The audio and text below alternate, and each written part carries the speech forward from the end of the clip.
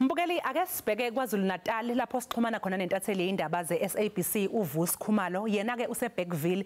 Vusi sikubingelele siyezwa lapha ukuthi kunamaqembu angaveli ku ballot box kwenze njani?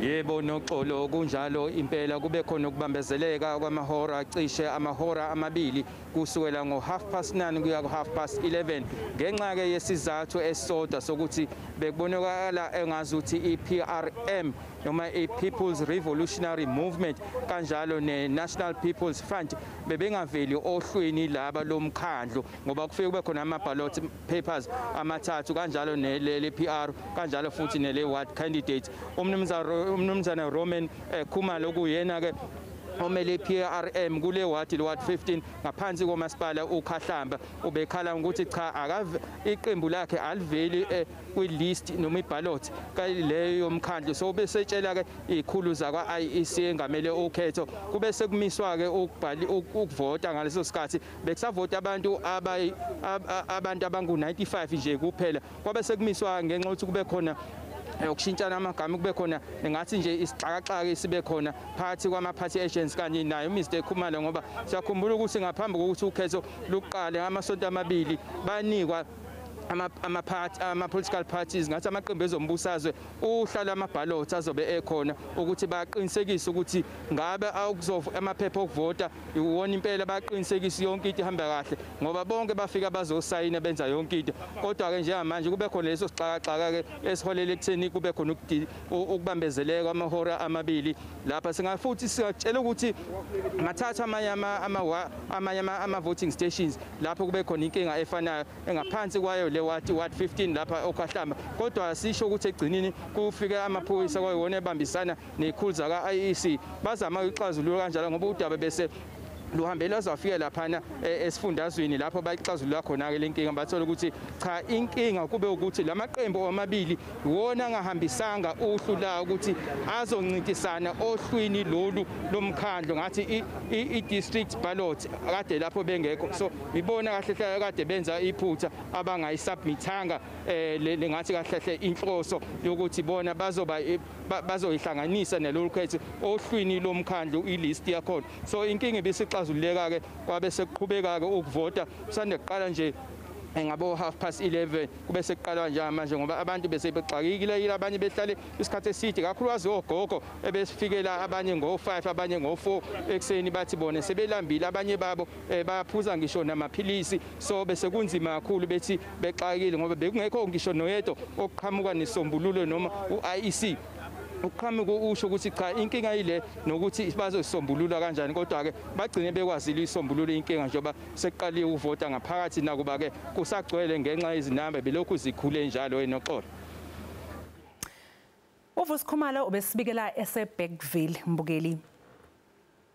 Ikomishana eyengamele ukhetho iIEC njengamanje ilandisa ngokuqhubekayo ngokhetho asisixoshe bukhoma ke lesithangamisa beyindaba.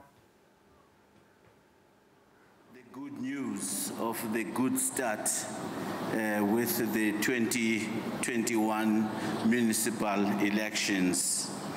The Electoral Commission is very pleased to report that over 99% of the 23,148 voting stations opened on time to kickstart voting in the 2021 municipal elections. The Commission commends South Africans for coming out in their large numbers so early in the morning and as they continue to come to the voting stations in their huge numbers. Many voting stations have been reported having a strong turnout from early in the day, with many voters already waiting to vote before 7 a.m.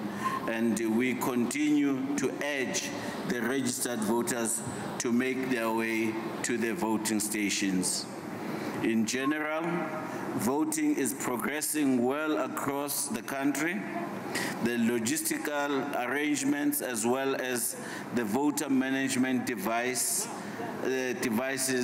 are holding very well, and we are very much pleased that we've ventured in that direction.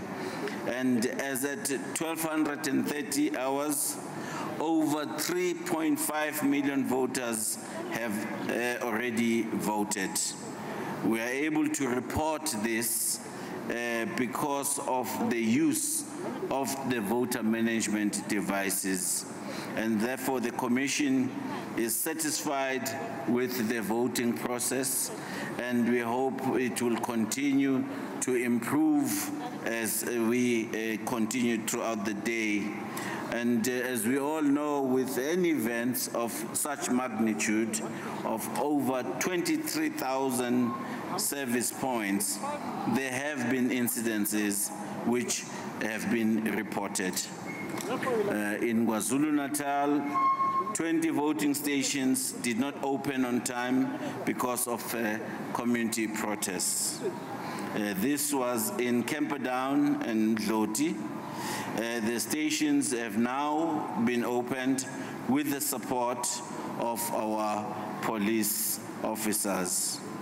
And as reported earlier, a presiding officer in eThekwini Metro was actually arrested after allegedly stuffing marked ballot boxes in their respective voting district. And this matter is now in the hands of the South African police. This incident, which did not affect the voting, is a testament to the inbuilt safeguards, check and balances in the voting processes that also include an active role for political parties and independent candidates, as well as the agents and observers in our systems. And in the Eastern Cape, 19 voting stations did not open because of community unrest. And in all incidents, communities dug trenches to deny the Commission staff and the voters access to their respective voting stations. And the Commission, with the assistance of the municipalities, was able to fill the trenches and anticipates that the voting stations will be open during the course of the day today. And then in Limpopo, a hailstorm delayed the opening of voting stations in areas around Giyani. While there was no load shedding, disruptions in power supply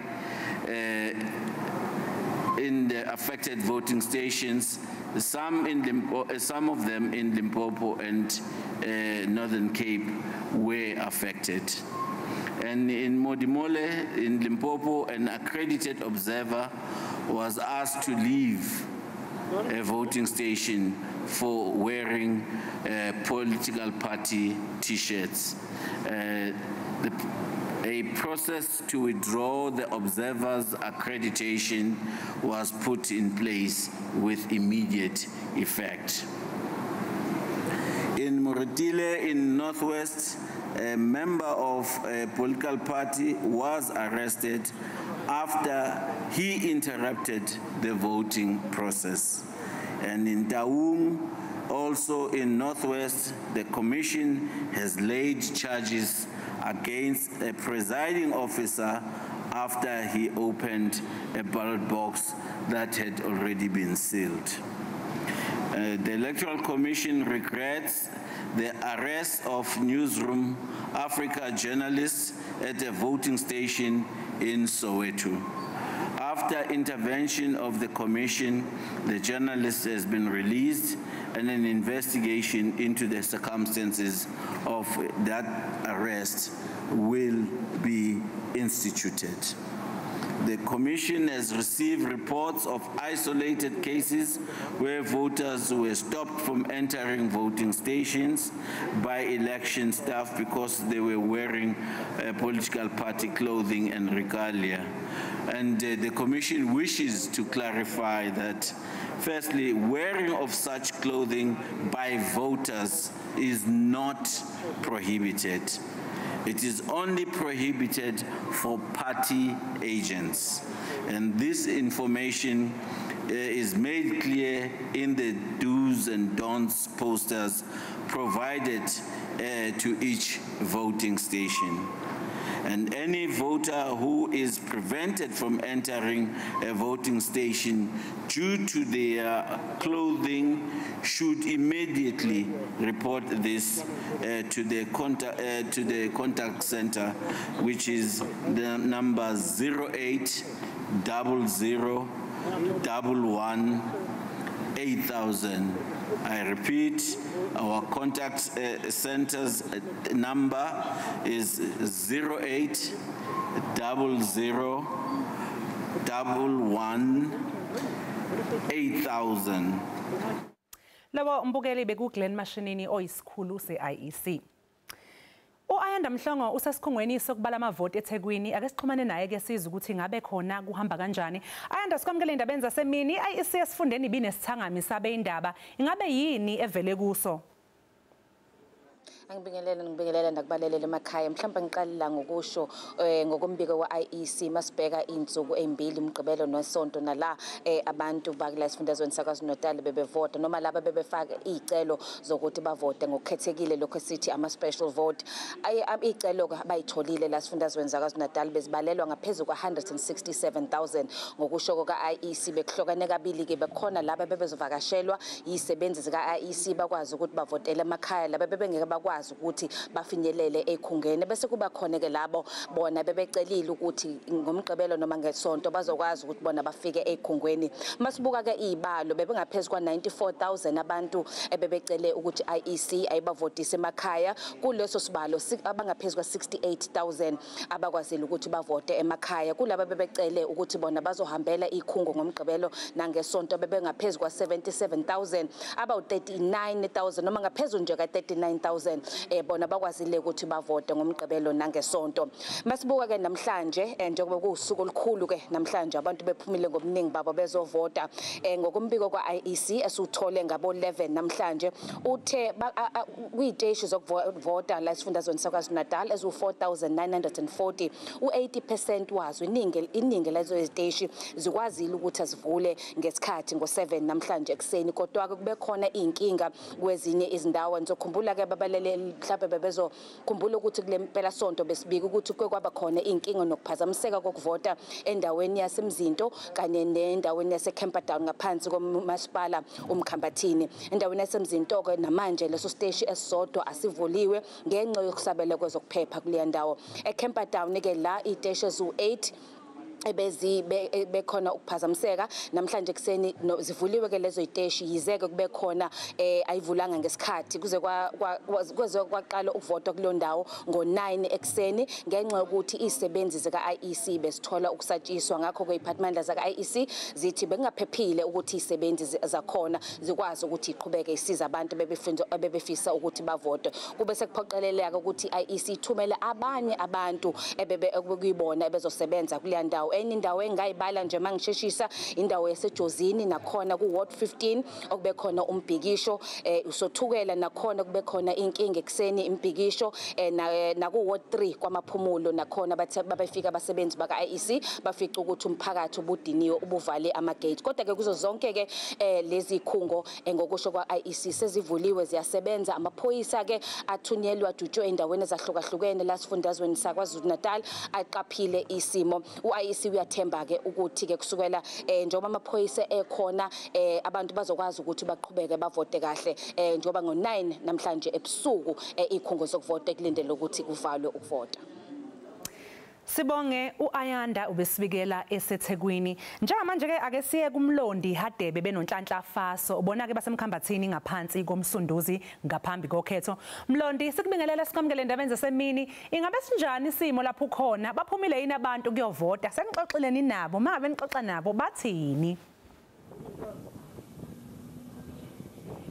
Asibingelele noxolo sibingelele umlaleli ekhaya sisendaweni lapha yaka ward 2 kumkhambathini local municipality lapho kubonakala khona ukuthi abantu baphuma ngobuningi babo ukuza ezikhungweni ukuzovota njengoba phela sazi ukuthi ke lapha kulesi sifundazwe noma lapha kule ndawo kube khona inkinga ekhona ekutheni abantu bangezi ukuzovota ngempela sonto lapho bebhalisele ukuthi bazovota ngokukhethekile ngenxa yokuthi amasango ezikhungo nakusona lesi sikhungo sikusona iSantsikane lapha ku ward 2 naso besikade sivaliwe ngamaketanga nangezingidi ekutholakala ukuthi akuzona ezabantu bakwa IEC akuzona futhi ezabantu noma akuzona ezesikole lesi IEC osisebenzisayo kodwa ke namhlanje bakwazile ukuthi bavule izolo ntambama kuthe namhlanje ke kwaqala ukuvota noma kungaqalanga ngesikhathi esejwayelekile besibekiwe eku7 kuqale nje ngemuva nje kancane kwehora leshumi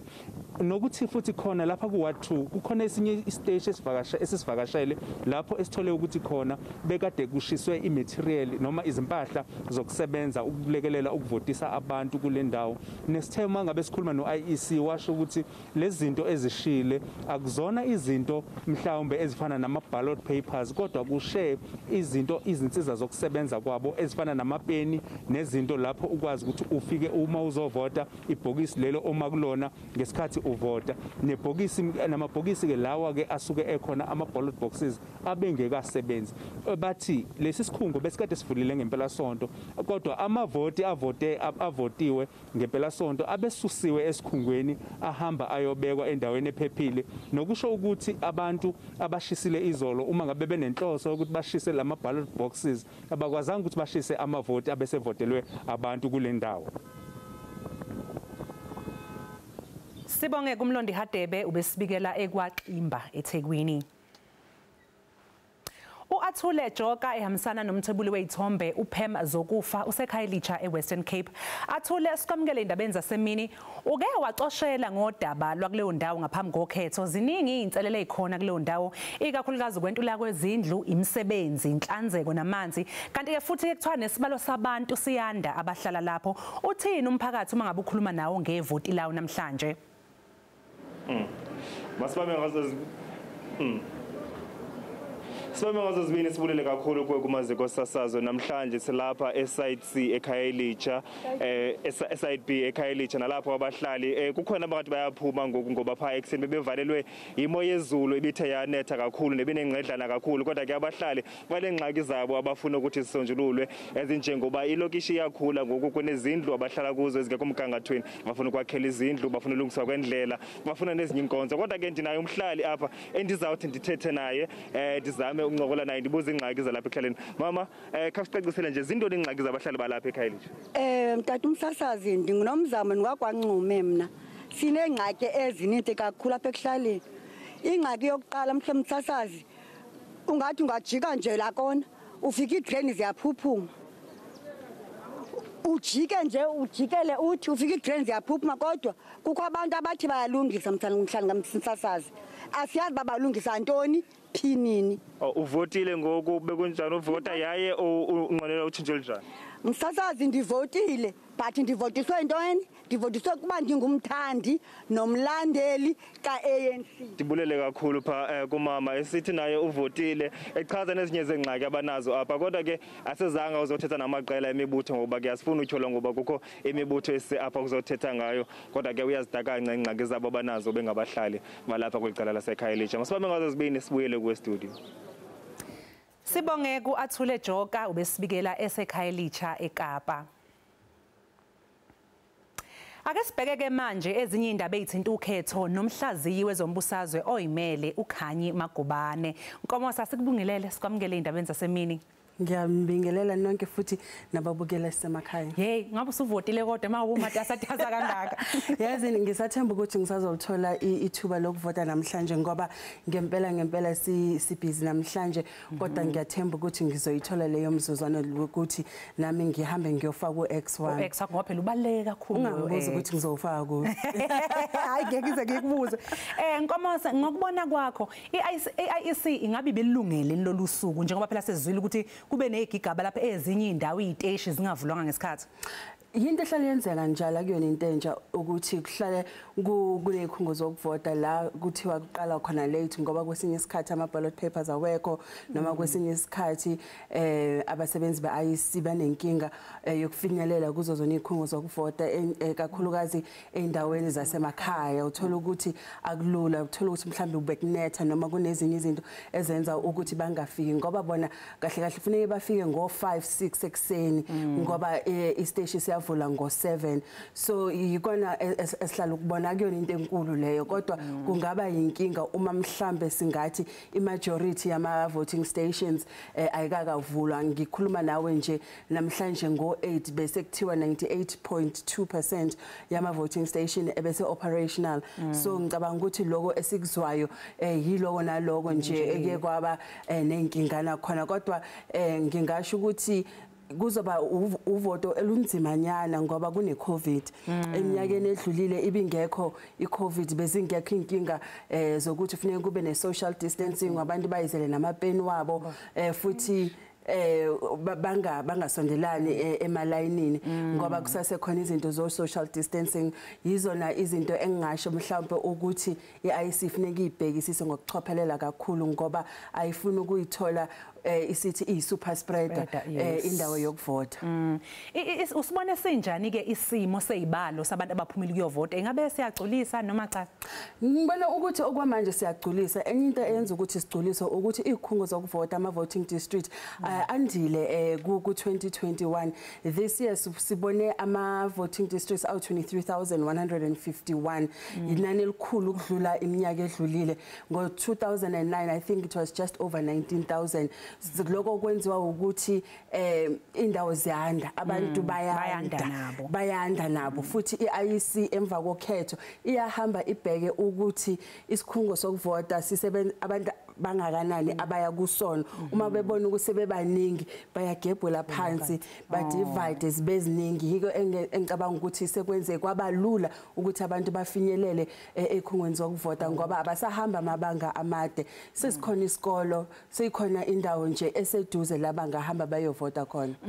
Ngokubona kwakho ke Ntokaza kusitshele iliphi iqembu ongathi lenze kangcono ngokwemkhankaso?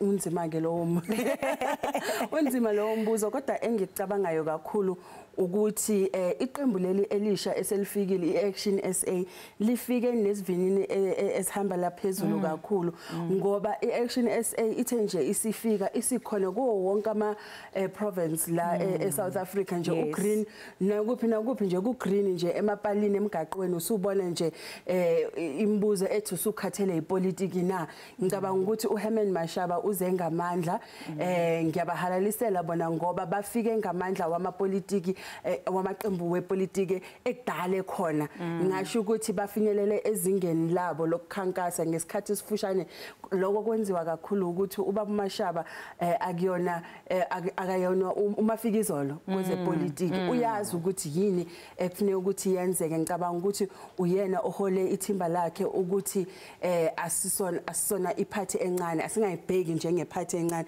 asibheke njengephathi elingene nalabo abakhulu ngingasho ukuthi ibona abangimpressile kakhulu kuwona lama elections.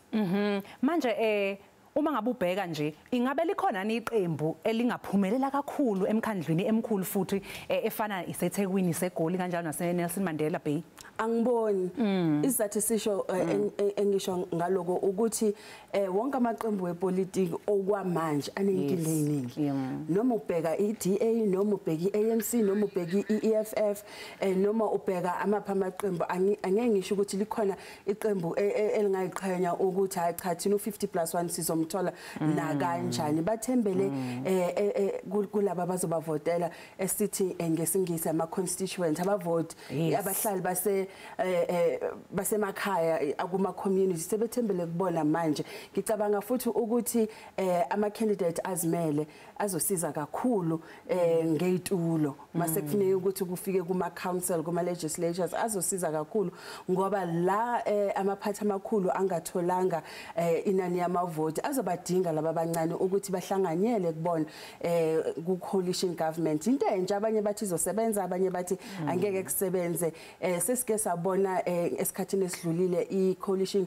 ngaphakathi kwe-EFF ne-DA ukuthi zange kuhambe kahle singayibheka njengomshado sebahlukana idivorce siyafika uJohn uStenhazen umphathi we-DA ushilo ukuthi i-DA ayimisele ukungena ku coalition nanamaphi ama political party kodwa mina ngisho ukuthi kulula ukukhuluma amavoti angakafiki asimuzwe ukuthi uzothini uma amavoti wonke sebaliwe okay ayi ukhanya Magubane ngumhlaziyi wezombusazwe oyimele ungayindawo uNkamose sazoqhubeka nje nalolu daba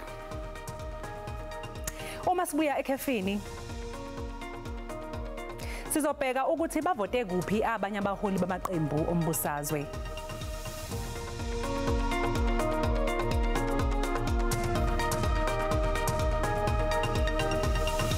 Ngela mangabe usanda kungena odabeni oluphambili besibike ukuthi baphume ngobuningi abantu kuyovota okhethweni lohulumeni beyindawo namhlanje Umengameli we-ANC uCyril Ramaphosa uvote esikhungweni sokuvota eseshawela eSoweto iHitekani primary namhlanje kuseni umengameli wayevakashele khona eShawela emasontweni ambalwa edlule ngesikhathi ekhankasa wathembisa ke ngokuthi izoxazululwa inkinga kagesi kuleya ndawo Umengameli we-ANC utheleke kulesikole sendaweni akhulela kuyo iShawelo eSoweto magamanxa ihora leshumi ephelezelwa umkakhe uqale ngokuhlala emgqeni kanye nabanye abavoti ngaphambi kokungena ngaphakathi ukuze avote babe sebevota ndawonye nomkakhe ngaphambi kokukhuluma nabeyindaba ngaphandle kwesikhungo sokuvota Umengameli uRamaphosa uthe iANC ibheke ukunqoba ngamalengiso egoli kanye nakwabanye omasipala We are looking forward as the African National Congress to a victory, an overwhelming victory here in Johannesburg and an overwhelming victory in the various metros in Gauteng as well as in the other municipalities in Gauteng and elsewhere in the country. Uthekulolu khetho iANC wavumile amaphutha ewenzile yathembisa ngokuthi izokwenza kangcono waphinde wafisela namanye amaqembu inhlanhla kulolu khetho. This is the one election where we are clearly saying to our people, we are going to do better. We have realized that we have not always met the aspirations of our people. We are going to do better. So lastly, I wish all parties, all of them without exception, the best of luck as our people respond to what we have been saying to them. Uthe ngemva kwalolu khetho kufanele kuguqulwe indlela yokusebenza yohulumeni beyindawo. As President of the Republic, I am saying I would like whoever wins to actually make sure that municipal service delivery is done differently from what we have done before. So our people today have a chance of ushering us into a new era, be it electricity, be it water, be it sewage or sanitation, be it houses, and so forth. Ebuzwa ngethimba leANC elizokwenza inhlolo khono ezimeya nelibandakanya abantu ababhekene nezinsolo zokugwamandwa kwamandla ombuso umengameli uthe akulinda umbiko wekhomishana kaZondo kuqala.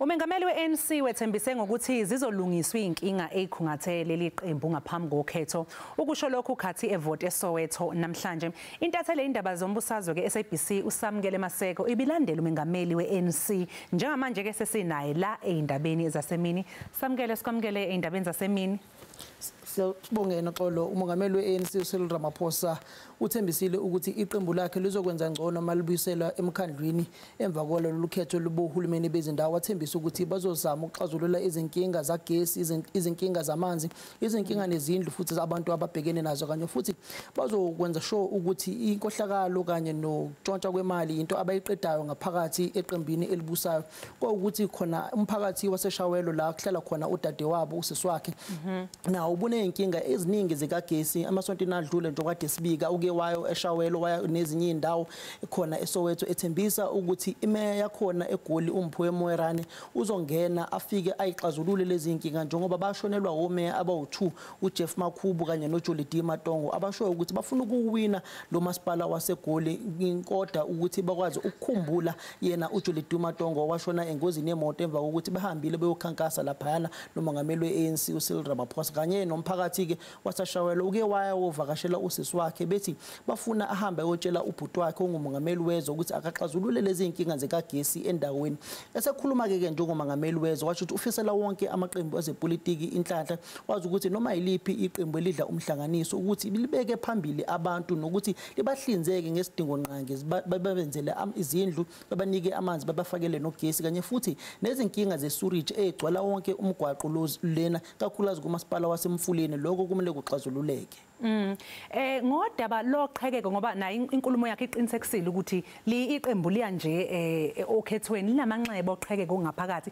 ngabe uphefumula wathini ngoqhekeko lingaphakathi eqembini nanokuthi ngesikhathi efika abavoti bamemukele kanjani abavoti bamukele kahle iEFF nje kade ikhona imphebezile yona ke yambuyisha yathi ayimfuni laphayana kodwa ke maningi amaqembu ezepolitiki kade ekhona iDA bikhona Action SA bikhona nabe ANC kade bekhona ngaphandle phelezelwa undunankulu wesifundazwe saseGauteng kanye futhi nohlalo uDavid Makhura ehambisana futhi noMphuwe Moerane oyena umgcini mafa weANC kwisifunda sasalana eJohannesburg yena ke abantu uyakhuluma kabanzi ukuthi iqembu linalo uqhekeko ngaphakathi abantu abahambe bovotela iANC izinkinga ezikhona ngaphakathi nanokuthi amakhansela akhethwe kanjani nangakhethwe ngomthetho lokho bazokucubungula bazophenya kakhulukazi kuleli thimba eliholwa kuyiphini lika mongameli weANC uGalema Motlanthe ilona ke elizokhipha umbiko emva kalolu khetho lisho ukuthi makuwukuthi ikhansela lase Ward 1 eKwaXimba alikhethanga kahle uThimbo Ntuli bazohamba bayomkhipha bafake omunye umuntu angisho ukuthi bamkhetha ngomthetho uThimbo kodwa bayasho nje ukuthi izinto mazingahambanga ngendlela labo bantu abangene ngomgunyathi bazokhishwa kube khona ubuchibiyela kwalo ukhetho kulowo mawadi kukhethwe abantu abasha kanye nomphakathi futhi uzokwazi ukudlala indima yawo ukuthi ikhethe umuntu efuna ebephambili ebamele kumkhandlo walowo masipala ongakhethwanga kahle lowo muntu khona kodwa bayacacisa ukuthi ongakhethanga kahle bazomfaka umoya ijazi lizogcwala umoya mase bakhetha umuntu oright Samukele hlezi kuyintokozo uxoxisana nawe usamukele Maseko intatheli indaba zombusazwe lapha eSABC Ababengo mengameli bezwe bavotile ke nabo namhlanje eindaweni ezahlukahlukene Lo wayengumengameli wezwe uThabo Mbeki uvotile namhlanje eHoly Family College walileke ukuphumela obala ngeqembu alivotele kodwa wathi leli qembu alivotele liqotho futhi lizobahlinzeka abantu ngezidingo I'm voting for honest people to serve the population here in Johannesburg or wherever people are voting and hopefully that will be the nature the character of the candidates that get voted in who will therefore have the seriousness to attend to these challenges.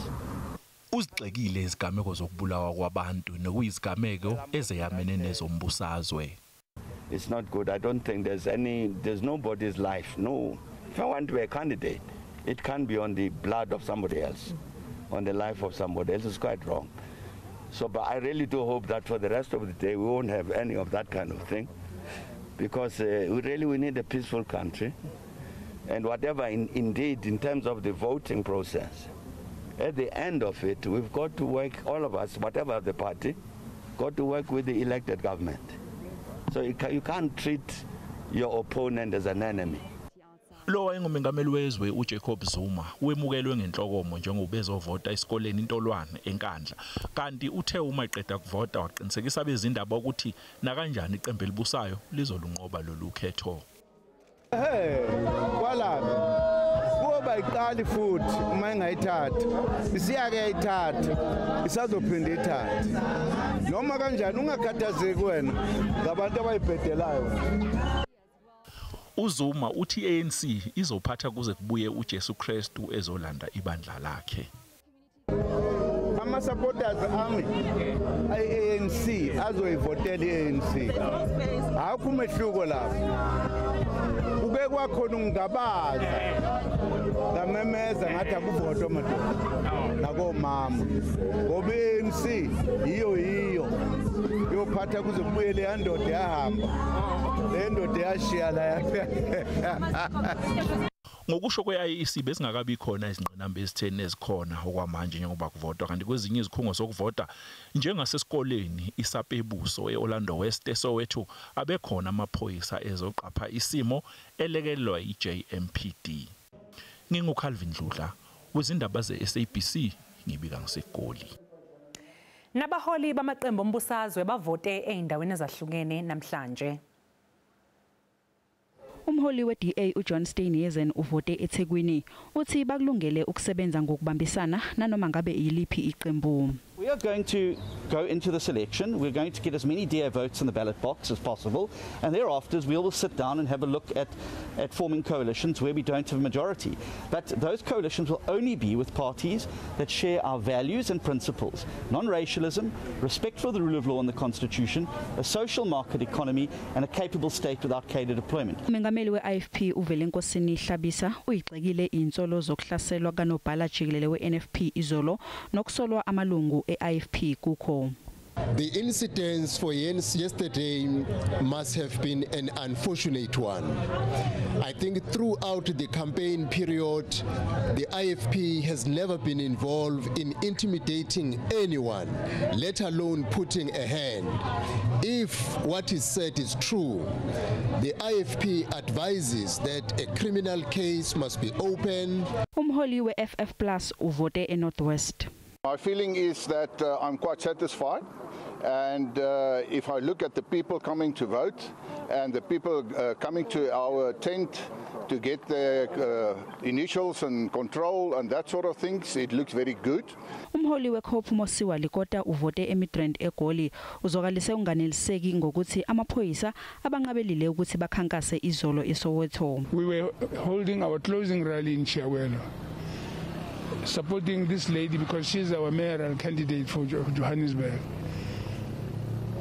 The police suddenly came there to tell us that our meeting is illegal because campaigning has closed down and so on. Umholi we-UDM uBantolo Misa uvote eMthatha uthi akagculisekile ngokuzilungiselela kwe-IEC lapha. Yes, I'm happy, but I'm not happy inside because the party agents are kept in a corner somewhere. All of them. These presiding officers whom we don't even know are on their own there. But anyway, we have reported that. Umholi we-Action SA uHerman Mashaba uvote eGoli unethemba lokuthi konke kuzohamba kahle. So I'm excited to cast my vote, and we'll really wait for the results within the next 24 hours. But we're positive as Action SA because we made it real clear from day one. We are not going to be a party of opposition because that's the only way we can make a difference to the lives of our people in our country is to unseat this criminal organization called ANC. Umholi weGood kanye ne-Aljama bavote esikoleni ePinelands eKapa.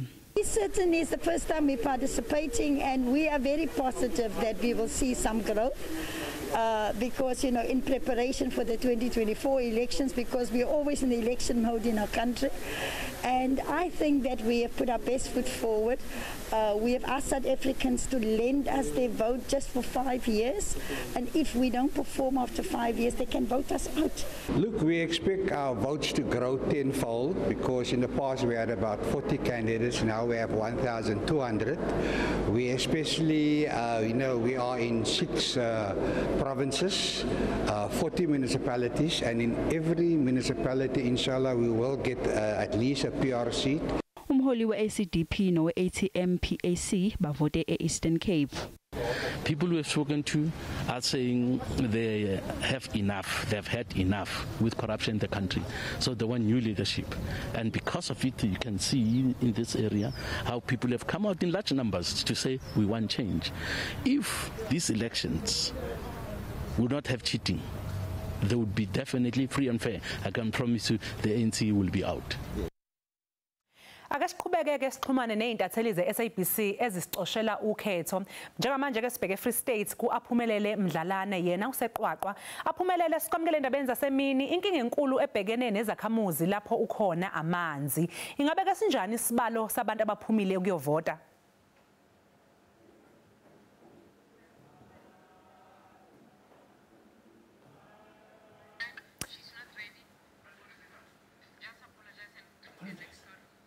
Imbukeli sophinde nje ke sizame ukuphinde simthole uaphumelele. Ababukeli baphawulile ngokuvota namhlanje. Njengoba ke sibabuzile ukuthi ingabe sebevotile yini. Mina ngakavoti. Njengoba ningibona nje ngiselapha emsebenzini lapha ngisebenza njengonogada. So ngicabanga ukuthi ngesikhathi zabo 7 ngibe sengifikile lapha eJosh Gqokho ngiyovotela eJosh Gqokho lapha eCrash. Mina sengivotile ngiyajabula kakhulu mhlawumbe nje ubufakazi nabo ngivotile eJamengweni Primary School ngila eHardingi eMkangala. Mina angakayovota ngizovota mase ngiphumela emsebenzini ntambama ngigqugquzela nje bonke abantu ukuthi abaphume beyovota siyobeka uX wethu ngoba uX wethu uyizwe lethu yilona ozosikhulumela. Msasazi sengivotile mina kodwa ngivotela ngihlala khona la eMarathon local municipality. Kuwa-12 sengivotile. Manje ngiyalunga impela nje ngiyovota manje la ekhaya Endode kuward 14 la Endode Mthebeni.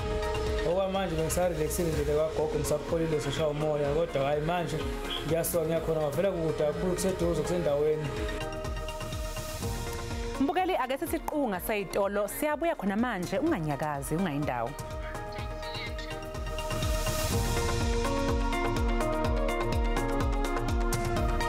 Siphinde sikwamukele mbukeli eindabeni asiphinde ke futhi sizama ukuxhumana noaphumelele Mdlalane useqwaqwa eFree State.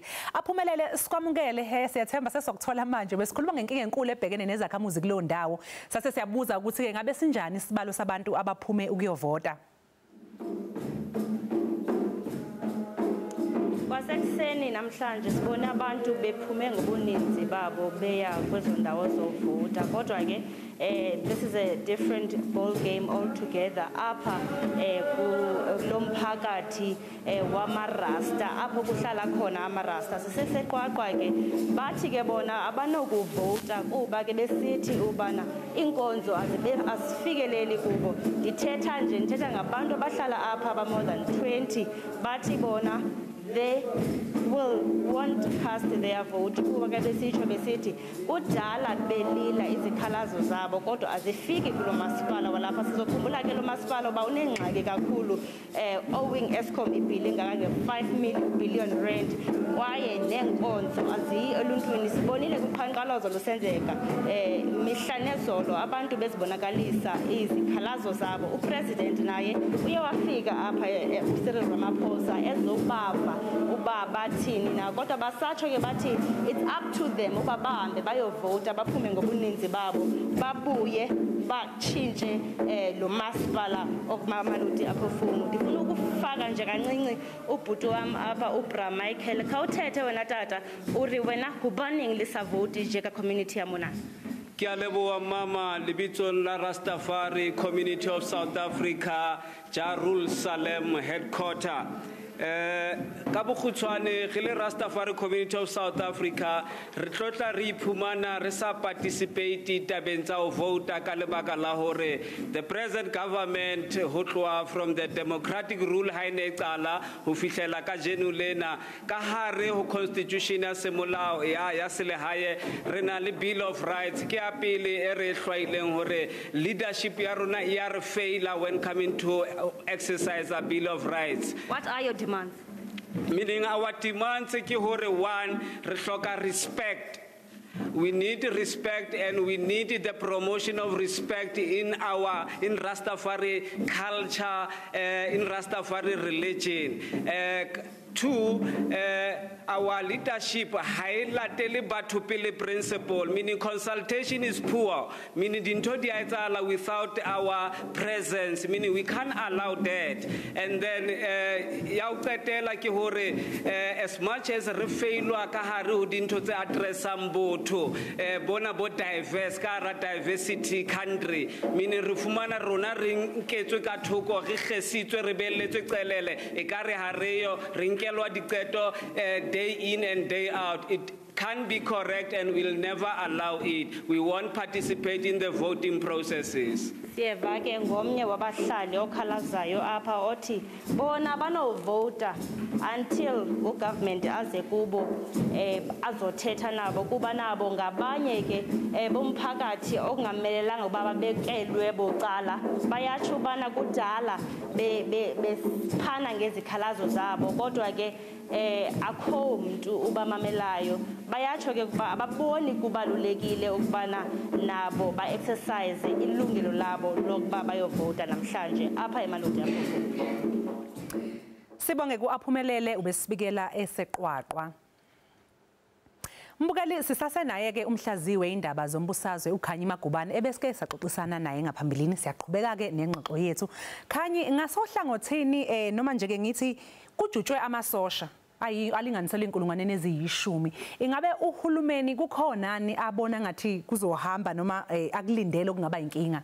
Angibona ukuthi kukhona akulindele ukuthi kube inkinga kodwa ukhetho nokhetho luyenzeka vela ukuthi kube khona ukusongela kubu ukuphekula izinto esibiza njenge terrorism ama threat we terrorism ahlala ekhona manje i-security yinto vele ehlale ikhona kuwo wonke ama election ngoba siyazi ukuthi isizwe sihlale siba esimeni esibucayi ngesikhathi sama election ngoba kuningi okwenziwayo ukhumbula ukuthi lana sikhetha abaholi lana sikhetha ukuthi sizophathwa ubani futhi siyazi ukuthi udlame liyelathanda ukuba khona in the run up to ama elections manje siyazi ukuthi amaphoyisa amasoja ho Metro Corp i South African Defence Force lo sikubiza ngokuthi security cluster kuyaphuma bonke njengoba ushilo ukuthi 10,000 soldiers babekiwe endaweni ehlukahlukene bagade thina izakhamuzi zesizwe bagade thina ukuthi uma kungaba khona okwenzakalayo kungabi khona lelo thuba siyazi ukuthi akudala sivele enxushunxushini ezenzekile ngoJuly esifundazweni saseZulu Natal nakhona la eGauteng kusasekusha asikakakhohlwa futhi siyazi ukuthi bakhona asebephumele sobala basongela ukuthi bazo disturb ama elections manje ke it makes sense for ukuthi igovernment ensure ukuthi thina izakhamuzi zesizwe siphephile ekhungweni zokuvota nakuphi la sizobe sikhona namhlanje. Ngasohlangothini ke lwabavoti nangokwedingo zabo ingabo idingo zabo zihlukile ni ezabantu abahlala emadolobheni nabantu basemakhaya kakhulu ngoba uma singabheka idingo zabantu basemadolobheni abantu basemadolobheni bafuna indawo la amabhayisikili wabazohamba khona bafuna indawo la bazopaka khona imoto zabo zikanokusho bafuna ukwazi ukuthi i-security ikhona ngoba siyazi ukuthi ubulelesi bugcwele endaweni zasemadolobheni abantu bayahamba babamba inkunzi lapho idingo zabantu esemadolobheni zimayelana ngokuphepha kwabo kakhulukazi ukuthi siphephile na la sikhona futhi abantu asebamadolobheni bagade ukuthi ubani ohlala eduze kwami siyazi ukuthi imjondolo uma isivuka eindaweni zabantu abanemali ubona okusho basuke bangajabulile ngoba bacabanga ukuthi leyo nto izohlisa ivalue yendawo la bahlala khona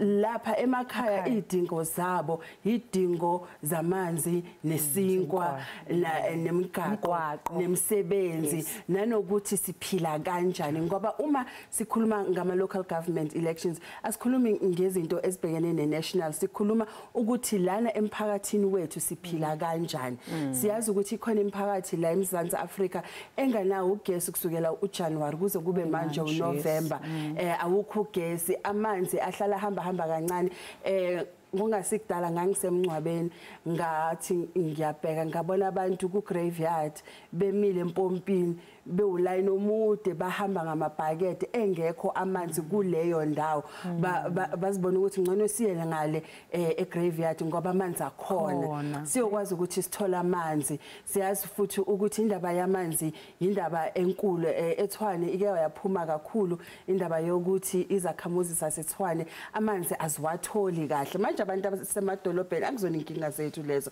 futhi thina sithukuthela kakhulu uma nje amanzi angahamba ihora elilodwa noma ugesi ihora elilodwa nje sesiloge ama calls sonke ku City of Johannesburg sifuna ukwazi ukuthi kwenzakalani zihluke kakhulu idingo so ngokubona kwakho ke abavoti sebeyaqonda yini ukubaleka kwevoti lakho umuntu useyakubona nje ukuthi manje ye ivoti lami libalekile kakhulu ikona kwenza ukuthi kube nzima ukuthi amaqembu wepolitiki ayithembe kakhulu ngoba abantu sebekhathele yithembiso ezenziwa yilabo bamapolitiki siyazi ukuthi ngesikhathi somkhankaso kuzophuma umongameli kuphume bonke abahola abakhulu singababoni emphakathini kweminye iminyaka kodwa kuma sekufika esikhathini sama elections siyababona kuma rally siyababona kuma post siyababona bekhuluma izinto eziningi abathi sizozenza kodwa abantu sebekhathele bathi nina manga kunini nacula leyo ngoma namanje asikaka wathola ama RDP wethu namanje asikakabi namanzi namanje impilo zethu azikakashintsha asimkholwa yebo sisikhanya isibonga kakhulu siyajabula ukuthi uze uzoxoxisana nathi namhlanje usisikhanye ukhanyi Magubane ongumhlaziyi wezepolitiki ozimele kushona abantu abahlanu ngesikhathi kushisakhiwe ePhoenix enyakatho yeTheku amaphoyisa athi ngesikhathi efika kulesakhiwo eKidstone Place athola ukuthi izakhamuzi eziyisikhombisa zisindile kanti ezinye ezinhlanu zivaleleke ngaphakathi kulesakhiwo abashonile baphakathi kweminyaka emithathu neminyaka engama-37 isihlobo sabashonile sineminyaka engama-57 siboshiwe ngamacala okubulala nokushisa impahla Mbukeli nakusihlwa indaba zesiZulu zizobe ziyihora ngakho ke phinda futhi uhlanganyele kanye nathi ube nosuku oluhle uvote kahle futhi usale kahle